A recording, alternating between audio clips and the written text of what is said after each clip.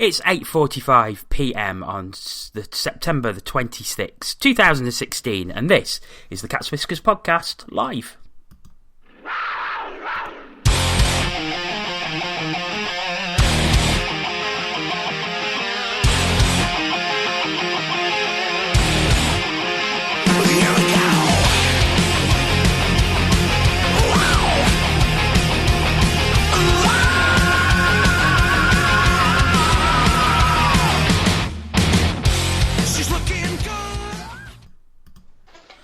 Hello and welcome to another edition of the Cat's Whiskers podcast. We're live from Nottingham and I'm delighted to say I'm in the company of Tina Taylor.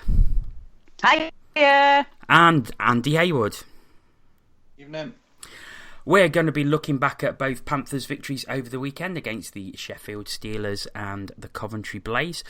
Tina also has a post-game interview from the Skydome with Blaze defenceman Brett Robinson.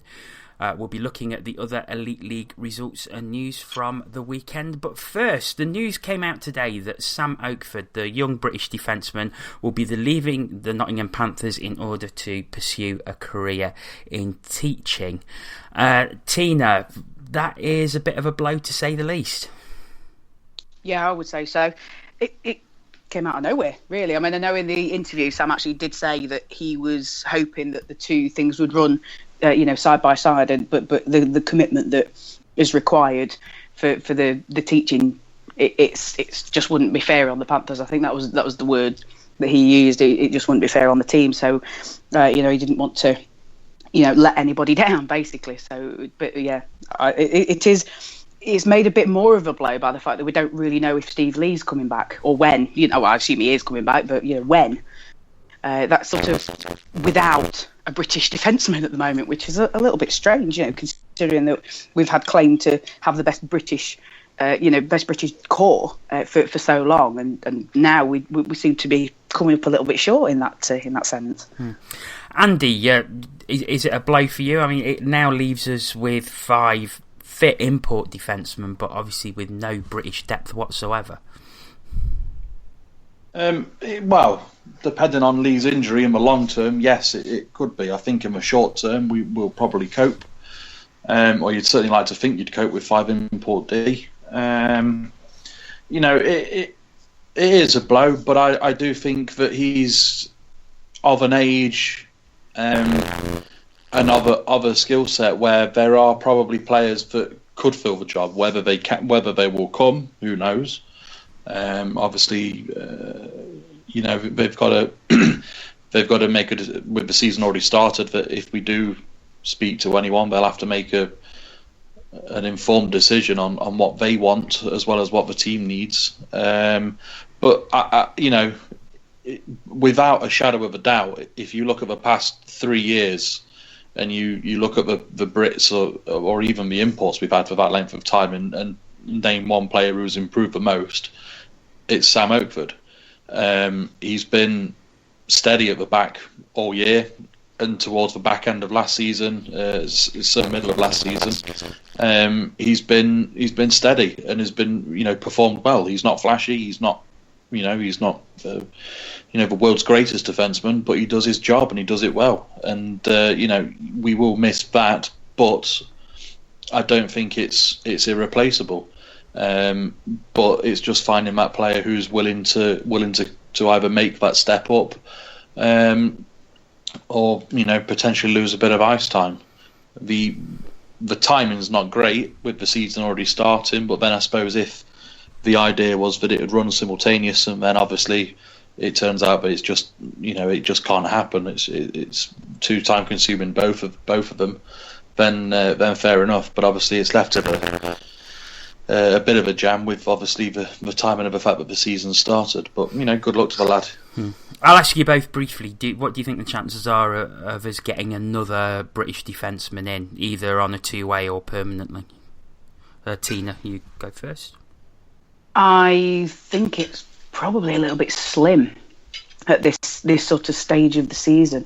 I think the trouble is as well with if we're going to think about maybe asking somebody to be on a 2-way, obviously it's going to be you'd assume they'd be coming from the EPL, but You'd assume that they would also, they'd take priority. So, even if they were on a two-way, realistically, how many games would we have them for? Okay, Andy? I think relatively high. There's not many seasons gone by where if we've ever asked for a player on a two-way, but we've not had a player on a two-way. Yes, we might not have them every week, and we might not have them at all, if anything. But invariably, teams sign players on two-way deals with no real sort of hassle, I suppose, realistically. So I'd say that so long as we were interested. Obviously, if Steve Lee's just picked up a knock and he's expected back at the weekend, I think we'll probably play it with an idea of going like that for the foreseeable. I think obviously if Stevie's out for any length of time, I think we'll be looking in the market, and I don't think realistically that we'll struggle to get someone. They might not be up to Sam Oakford's standards, but they might have. They might be young, they might have potential, and it might be a good time to pick up someone with an idea of the future. Okay. So we'll throw it over to you. One of the great things about being live is you can interact with us as we do the show. Get on Twitter at CatsWhiskersTV. Use the hashtag TCW Live. What do you think of Sam Oakford's departure? And also any thoughts that you have on Panthers weekend, and we will read out as many tweets as we can. Moving on to the weekend, and on Saturday, Panthers took on the Sheffield Steelers in a Challenge Cup group game at the NIC. Panthers winning 4-3. David Clark giving Panthers the lead at 9:31 of the first period before Mike Ratchuk equalised on the power play into the second period, and 2 goals for Alex Nikiforuk, one of which though was suspiciously looked like it was put in by Jeff Dimon, gave Panthers a 3-1 lead before Anders Franson made it 3-2. Chris Lawrence restoring the 2-goal advantage before Matthew Waugh scored and made it 4-3. 15 seconds before the end of the second period. No further scoring in the third meant Panthers skated out for 3 winners.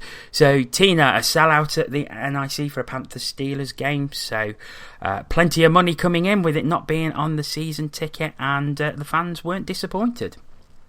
No, it was a good game actually. It almost lived up to the hype. It was it was nice to be there actually, and be at a Panthers Steelers game that had almost a little bit of bite to it. It's been a while. I don't know if it's just because it's the the home opener of the Panthers Steelers for us, and it was well fought. It was well fought, and we looked like we actually wanted it. We looked like we were up for it, which it's a cup game, so obviously we're good at cup games, so you'd expect that happen. And it was definitely Jeff Dimon's goal. I've watched those highlights back, and I just cannot see how Nikiforuk gets a touch on it.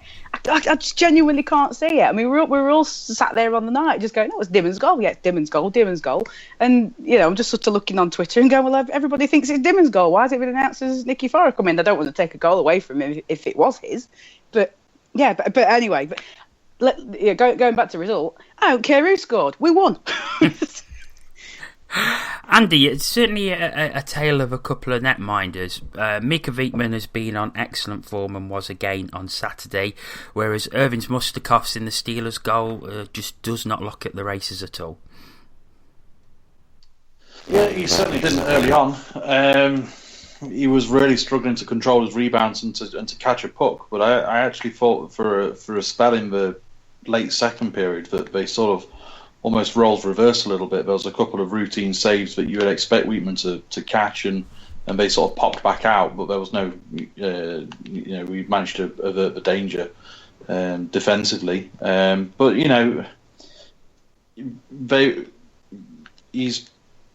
I'm trying to think of what to say without upsetting people. They will upset people. They will always laud Mustaches as being a very good goalie. And he's played international hockey for Latvia, and he's obviously won of the season when they probably should have gone to Bollybrook and Munn the last time he was here. But he's a professional goalkeeper, and it just amazes me that things that can be so routine seemingly are just almost flapped at consistently. And it's, if he saves them, that's all that matters ultimately, and fair enough.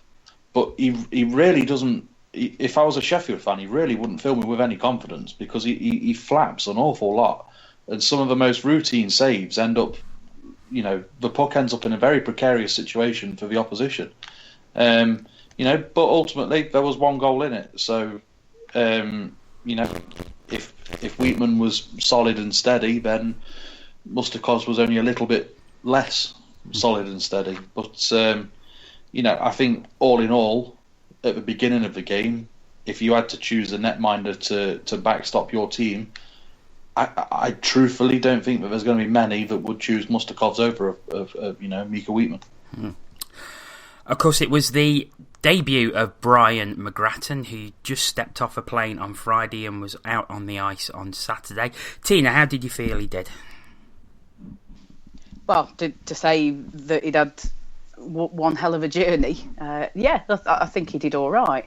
He was just steady, I think is the word. I mean, he didn't do anything, of note. I don't remember anything particularly.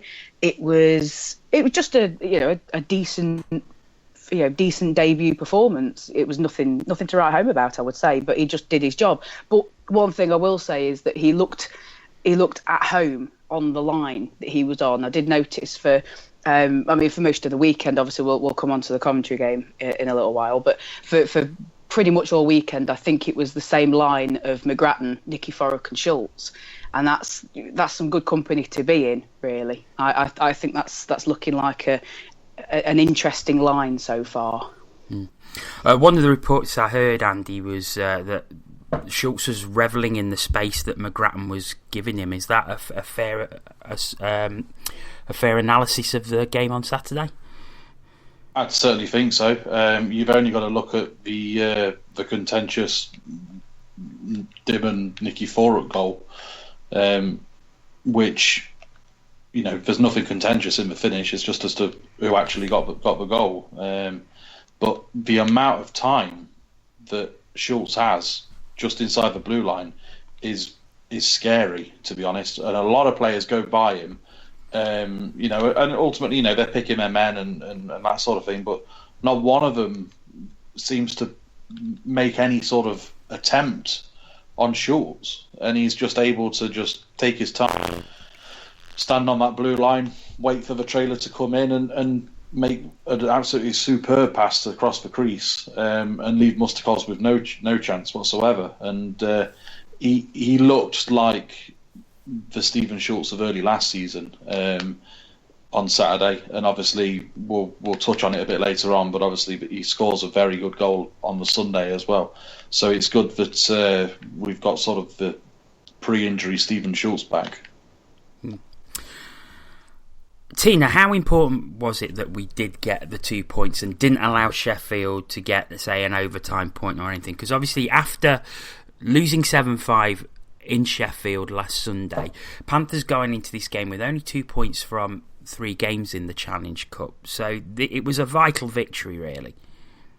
I think it was a vital victory for more than the Challenge Cup. I think it was a moral victory as well. I think we needed to get ourselves a win against Sheffield early doors, just to prove to ourselves that we can, because they've done fairly well in the CHL. They had a great win, and so they're riding into the Elite League season with an awful lot of confidence. So we needed to have that confidence that we can beat them, and so it's always nice to win against the Steelers. Let's not beat around the bush about that.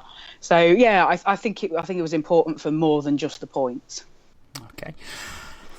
On Sunday, Panthers travelled to the Coventry Skydome to take on the Blaze in an Elite League fixture. Panthers coming away with a 5-3 victory. First period goals from Jeff Waugh and Jeff Dimon on the power play, and a reply from Josh Godfrey made it 2-1 going into the second. Jeff Brown extended the lead before Brett Robinson made it 3-2. Stephen Schultz made it 4-2 before Jordan Petrus in the third on the power play made it a tight finish before Brad Morant scoring with the empty net goal for a 5-3 victory. And Andy, I'll come to you first, because it was not only the victory, it was the fact that we got a very rare win in the Skydome, and that is going to give the team one hell of a boost, you would expect. Yeah, I think so. I think obviously a lot was made of the pre-season game against Coventry, in the sense that we were, comfortably winning that game and then ended up losing it. And obviously then we dropped 2 points in the cup in the Skydome. And obviously we talked about the statistic on the show last week regarding the 1 in 10, which is awful. It's really bad. So yeah, it's certainly good to get that win there and pick up a bit of momentum and keep the streak going. And obviously, it's made even more important by the fact that it was in the league. So it's to get those 2 points out of the Skydome in the league. I mean, Tina, you was there. You saw the whole game. You've been at both of the games at Coventry, the pre-season and the Challenge Cup defeat. How different was the Panthers' performance compared to those other two performances? It was a lot more determined, I think, is probably how I would describe it. Going into the Skydome and in pre-season, I think they had a bit more of a jump on us, and I think they had a bit more confidence against us. But it was a bit like somebody just wiped that game out of the players' minds, and they were all brand new players walking into a rink and not really being aware that we've got such a poor record in the Skydome. It was a great game to watch. I mean, being ahead at all in the Skydome is good, but obviously with us having the lead in the pre-season and then losing it, I didn't really get the confidence myself until I think it was maybe Brown's goal to restore the 2-goal lead. I think that's when I sort of started to think, maybe we can actually get something else. Maybe we're not going to mess it up this time. Andy, we mentioned Schultz and McGrattan, and Schultz's goal was something of a beauty, but I love the way that he actually used McGrattan as the foil, faking the pass to put Stewart off and then just popping it into the net. It was a really, really well-worked goal. Yeah, definitely. I mean, regardless of the fact that Stephen Schultz is a goal scorer and Brad McGrattan's made a career of being a protector of those type of players, it doesn't take away the fact that literally 99 times out of 100, whoever's got the puck in that situation makes the pass. So the goalie will always have to second guess in that scenario, thinking that this is inevitable. So obviously to throw the fake and finish it so beautifully, top shelf. It was a really good goal. When I watched it, I kind of felt a bit sorry for McGrattan, because I thought it had got first goal of his Panthers career written all over it. But ultimately, that's why Stephen Schultz is a goal scorer, and realistically, we need him to be putting the puck in the net. And if he can get chances like that in games, then he's going to be scoring a hell of a lot of goals, because he's an incredibly talented player.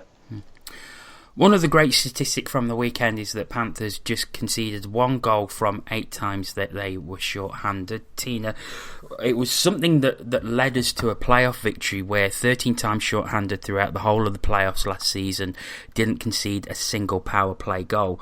And the penalty kill seems to be working very, very well so far. Yeah, I said it on Saturday with my gang that I sit with in Block 15. I said we've been witness to some absolutely stunning penalty killing. I mean, we had to. There were a couple of calls that I certainly didn't agree with on Saturday, but it was a joy to watch. And one person who is starting very, very well in that respect is Lacko. Lacko has had a very good spell on all of his penalty kill shifts. It's like somebody's put the ghost of Matt Francis on his shoulder or something. It's been a very, very good penalty kill to watch in general. I mean, it's not just Lacko. He's not on there for the whole 2 minutes, but yeah, I just wanted to single him out because he's had a fair bit of stick.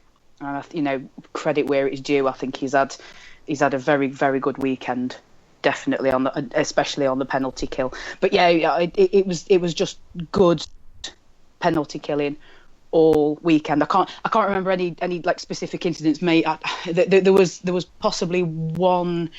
And I'm sure you'll correct me, Andy, if I'm wrong. But there was a block by Nicky Forrick on a shot that was certainly going into the net, and I can't remember if that was on the kill or not. But it just shows the commitment, basically. Yeah.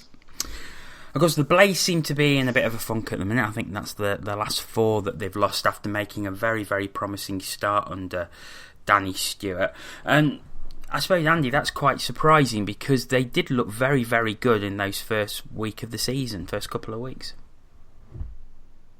Yeah, they did, but ultimately, these things are going to happen. Teams are going to go into a bit of a dry spell, a bit of a barren spell, and other teams will come hard at times.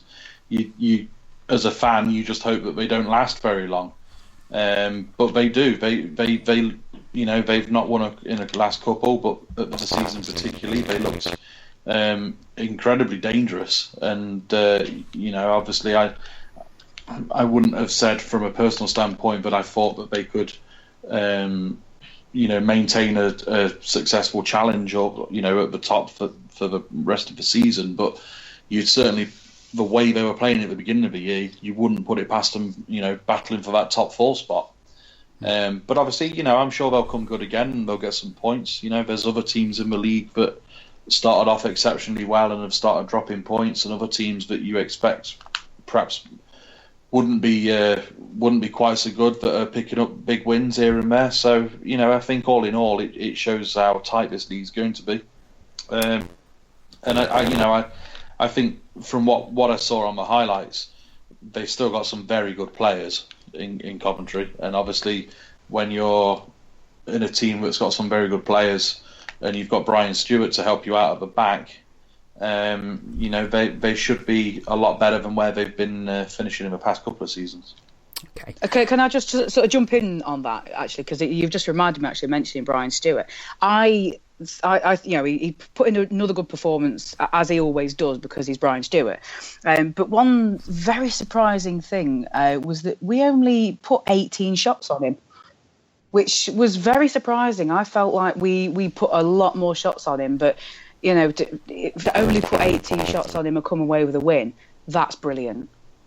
But I think we was outshot against Sheffield as well, wasn't we? So I suppose it's not been surprising after the previous weekend. We were heavily outshot by Sheffield and Cardiff. But we managed to put 32 shots on Mustaches, so we were getting the shots through them. But we didn't need to put that many shots through on Brian Stewart because we had the good quality shots that went past him. And I'll say it again, it's Brian Stewart. How did we do that?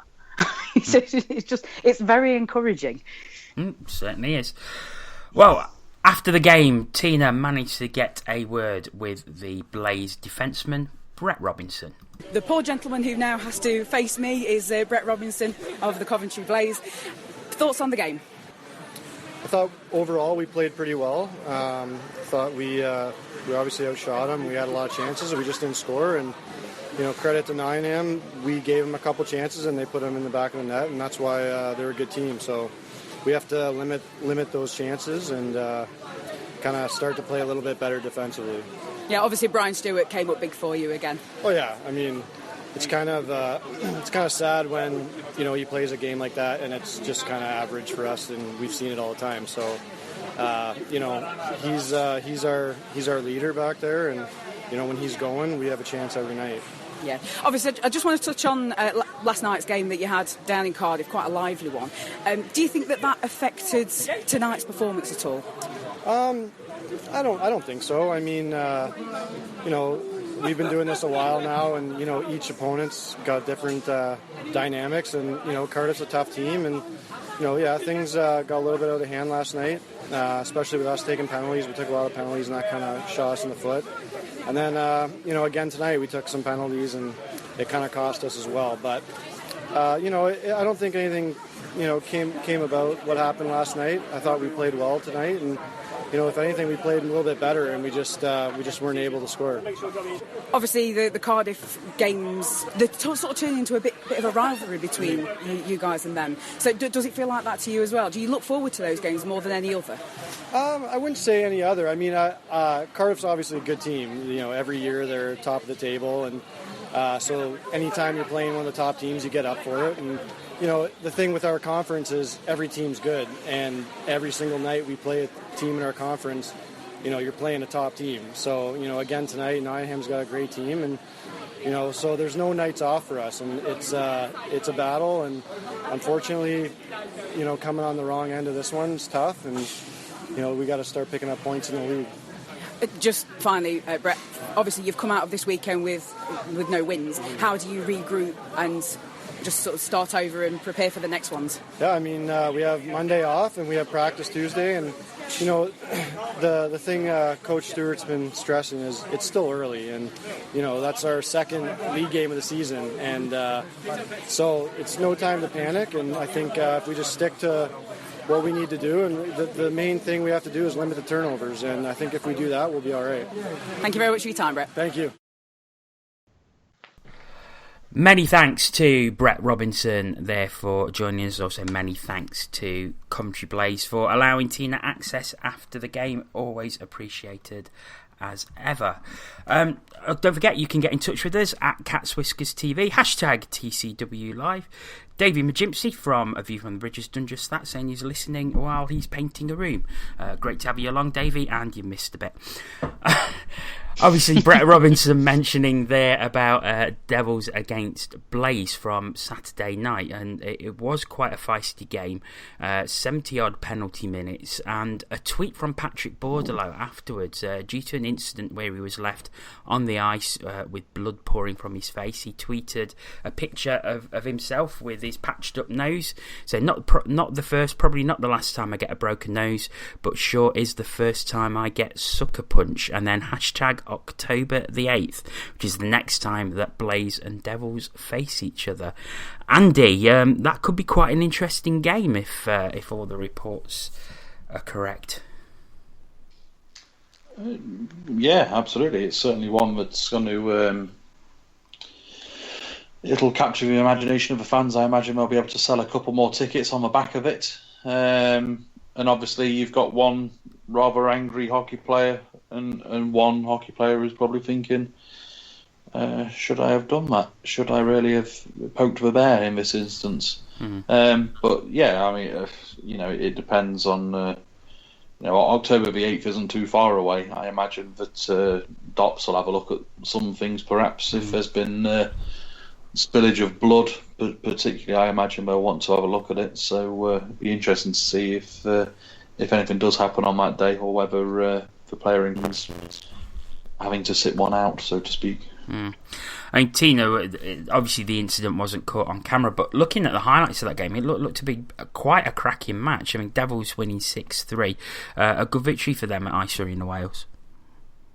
Yeah, that's. I mean, I did sort of say it to Brett Robinson at the time. It's sort of starting to feel like a proper rivalry. They really don't like each other very much.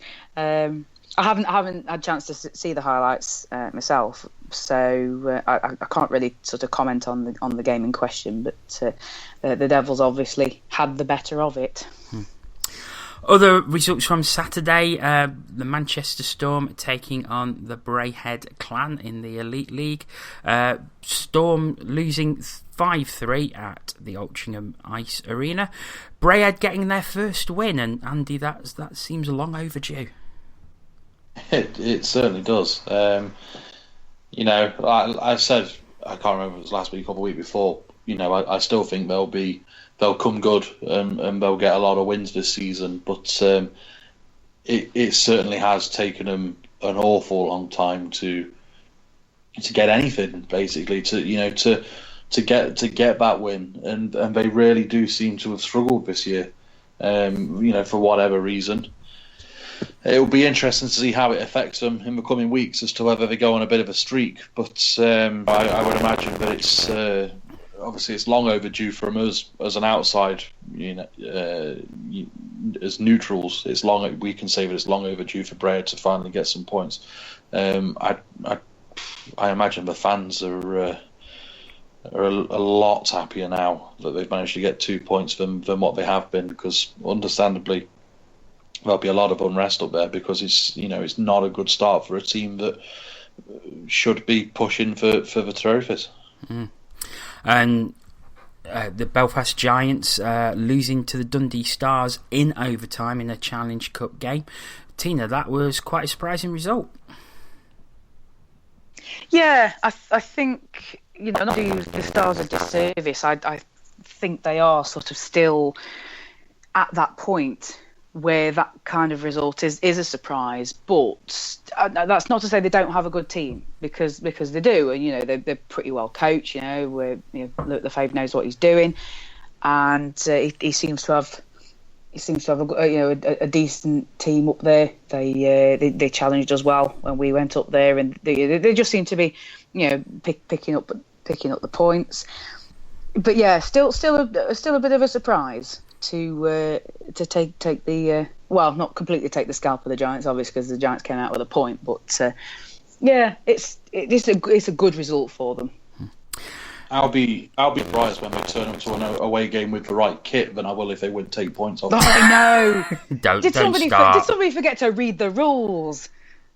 Yeah, yeah. No.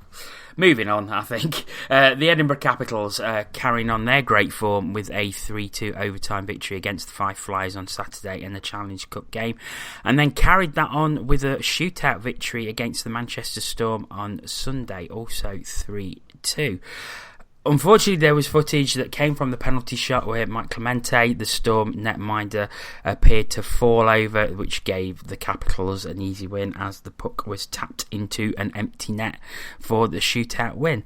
A shame for the Storm, but some great form for the Capitals. I think now on a four-game winning streak.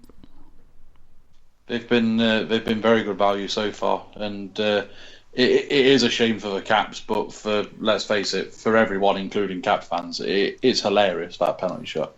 I'm sure at the time he'd have been gutted, but I'm pretty certain that come tomorrow when they go back to training, or if they've been training today, I'm sure he's had some stick in jest, and obviously he's going to have a proper ribbon for that. Otherwise, they're not doing the job at Storm. He'll be able to laugh at himself over it. It was just one of them things. It was incredibly hilarious. But no, just to get back to Caps, they've really been very good, and without wanting to put a downer on it, it's very reminiscent of last season. They started off on fire last season with some fantastic results and some very good players. And they seem to have found a similar vein of form now. And obviously a lot of the talk is of Jared Stoll, who's been playing fantastic for them so far. I just hope, for the good of Caps and for the good of the league, that obviously they can keep hold of these players for the entire season, and obviously keep maintaining these good results and getting wins. Dundee Stars continuing their form of Saturday night with a 2-0 victory in the Challenge Cup over the Fife Flyers. Also, the Giants picking up a win in Braehead on Sunday, also in the Challenge Cup, a shootout victory.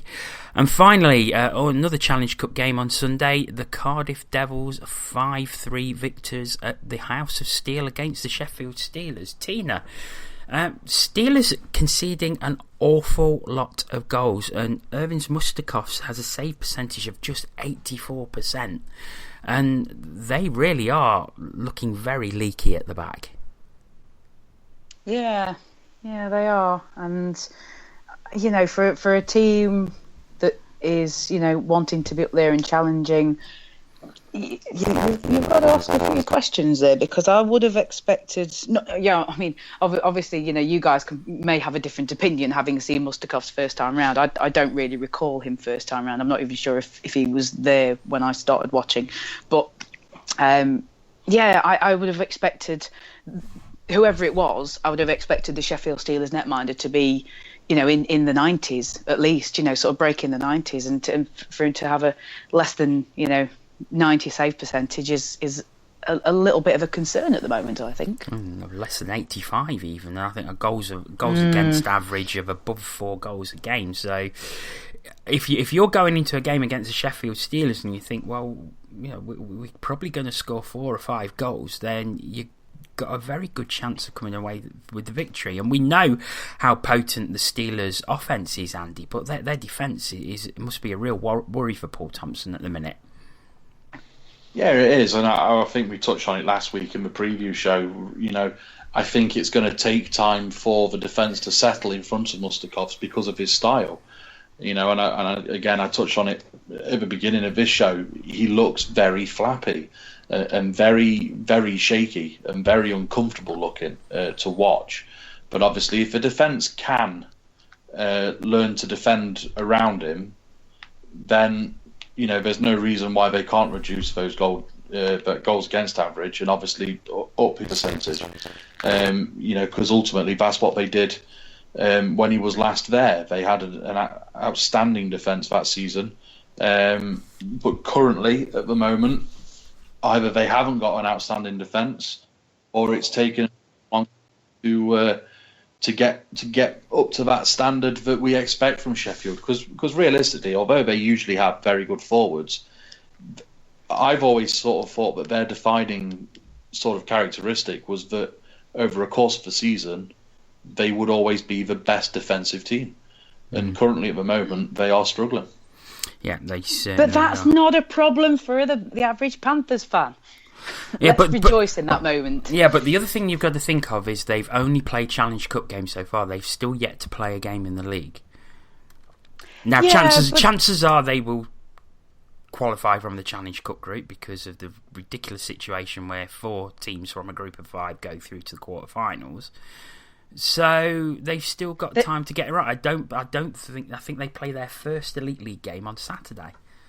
Yeah, that's fine, but will they be able to get the momentum that they need? We can see from other teams. It's like the Clan have had a terrible start, and the Fife had a good start, and they're starting to slip. And the Blaze haven't won in what must feel like forever at the moment for the Blaze fans. So are they going to carry on with this sort of form, or can they drag themselves out of it, and will they drag themselves out of it because they're going to be doing Elite League games? Are they holding something back because it's Challenge Cup games? Obviously only they can answer that. One final bit of news from the Elite League is the Fife Flyers have ended the contract of Kyle Fulmer after his visa application was denied, so he will not be coming to join the Flyers, who are on the search for another import. Okay, that's it for the Weekend Review Podcast. We will be back again on Wednesday with our Ask TCW podcast. You can send in your questions for that, anything hockey related that we can discuss via Twitter at CatsWhiskersTV. Use the hashtag AskTCW. On the various Nottingham Panthers fan groups on Facebook, so GMB Nottingham Panthers, the Nottingham Panthers Layer, or the Nottingham Panthers Fans Forum. We have a dedicated thread on the Cage Forum, so you can leave a question on there, or you can email one to us. It's tcwonlinetv@gmail.com. All that remains for me to say on this Monday evening is a thank you very much to Andy Haywood. No worries at all. And to Tina Taylor. Pleasure, TTFN. And thank you very much to you for listening. As I said, we will be back on Wednesday, live at 8:45pm with the Ask TCW podcast. But until then, thank you very, very much for listening, and we'll speak to you then. Bye-bye.